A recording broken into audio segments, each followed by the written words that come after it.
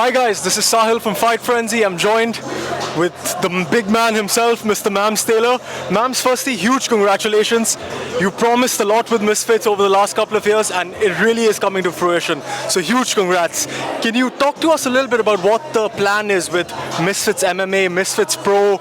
We've got the regular Misfits. So how does a fan perceive Misfits as an entity right now? Misfits is an entity like no other. It's Misfits crossover boxing, which is the mayhem, the craziness, the tag teams, the mystery opponents. It's all walks of life with a following that can fight in the realm of crossover boxing. Then you've got MF Pro, which is traditional boxing. Then you have more announcements to come, possibly about MMA, possibly about a few other things. And they're all going to live in different spaces and Misfits to take over, baby. Is that the MMA announcement, is that new fighters being announced or is it the return of Mr. Danis? Dillon the Crow Danis is currently the MMA champion of the world. The Dagestanis might have something to say about that though. No, he's pound for pound number one. I'm a big fan. Look, if you had 15 Dagestanis on Dillon, he'd still win. If you had 16 Dagestanis, he'd still win. If you had 17 Dagestanis, Dillon would still win. Now if you have 18 Dagestanis, Dillon will still win. 19 Dillon, 20 Dillon, 21 Dagestanis. That's what happened. So there were exactly 21 Dagestanis at Madison Square Garden. When there was 18, 19 on other occasions, Danis came out on top. He put everybody in an armbar in 4 seconds. Spinning boom. Speaking of Danis, Dana White has explicitly said he brings too much mayhem. What is different in your mindset for accepting Dillon Danis? Mayhem is Misfits' middle name. Okay?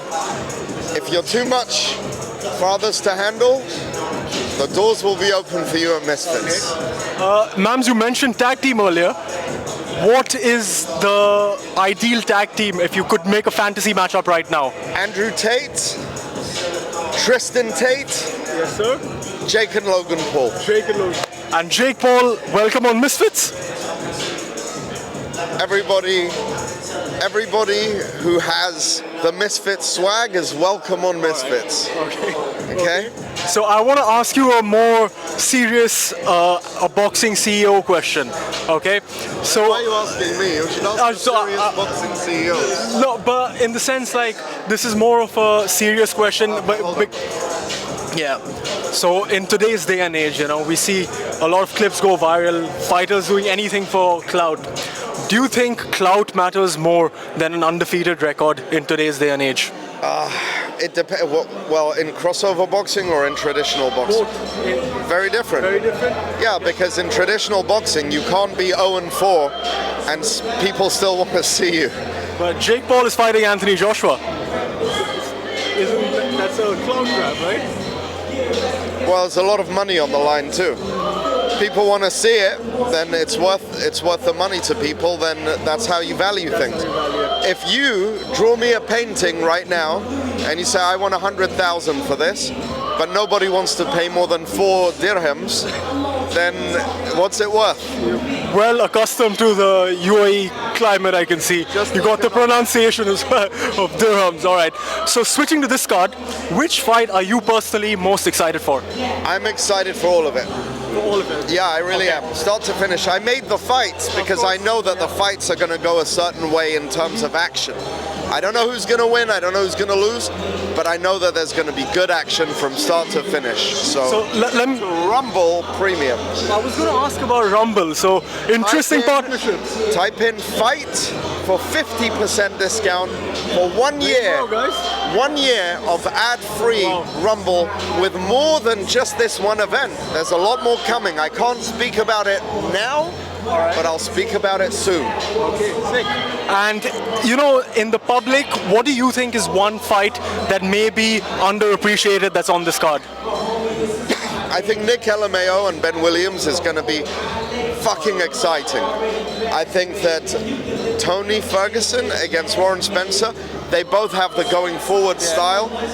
That's going to be oh man, the whole card. Even the girls really, trust me when I tell you, they're going to be two very exciting fights. You got girls that are very violent and very, very much skilled, and it's going to be non-stop action. You got Amir Anderson with his toughest fight yet with Joe Laws. Joe Laws, yeah. Now this is a test, you know. Spicy build-up. It's been quite heated. You got Anthony Taylor versus Niraj. Yeah. You know, there's all of them, and then of course the debut of David Dynamite Lopez, the future world champion. So, Mams, this was more of an observation yesterday.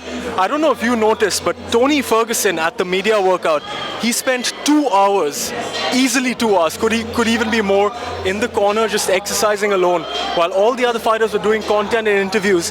The work rate that Tony Ferguson has shown, like, I was so impressed yesterday. I was wondering, did you have a chance to notice that? El Kukui has come out. Yeah. And now he's here. He's unleashed the beast. Yeah. And when Tony Ferguson unleashes that inner beast, there is no controlling him. He'll warm up for 2 hours. He'll dance backwards on a chair. He will do somersaults on your birthday cake. Tony Ferguson is here to claim that title. Now this is the middleweight championship of the world up for grabs. Warren the Mechanic Spencer, best promo of this whole card. He's done incredible promo. Very proud of him. Against Tony Ferguson though. Who's gonna win? Ladies and gentlemen, find out on Rumble Premium Saturday night. There you go guys, tune in, Rumble Premium Saturday night. Mams, thank you, I know you're in a rush, appreciate it brother. Thank you, bro. Always man.